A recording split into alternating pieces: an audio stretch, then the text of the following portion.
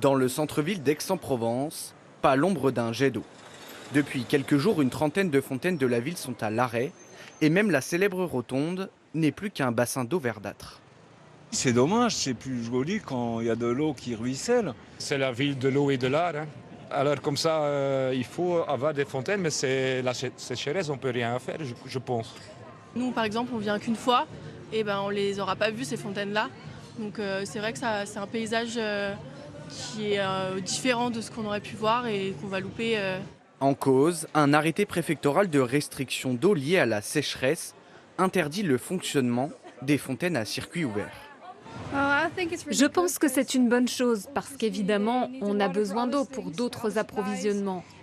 Et honnêtement, si nous n'avons pas de fontaine qui coule, ça n'a pas trop d'importance. C'est tellement agréable les fontaines dans Aix. Avec des circuits fermés, ça éviterait le gaspillage d'eau et les fontaines continueraient à couler. Dans la ville dite aux 1000 fontaines, la mesure ne passe pas inaperçue mais semble se répéter ces derniers étés. Et pour cause, les arbitrages autour de la ressource en eau sont de plus en plus fréquents. On va privilégier la salubrité publique, le fait de nettoyer les rues, le fait de garder des réserves d'eau pour la sécurité civile, et on l'a vu avec les problèmes de feu actuellement, à quel point c'est hautement stratégique, pour les hôpitaux, pour l'adduction en eau potable. Donc tout ce qui ne va pas être prioritaire va passer au second plan, par exemple l'irrigation qui devient interdite.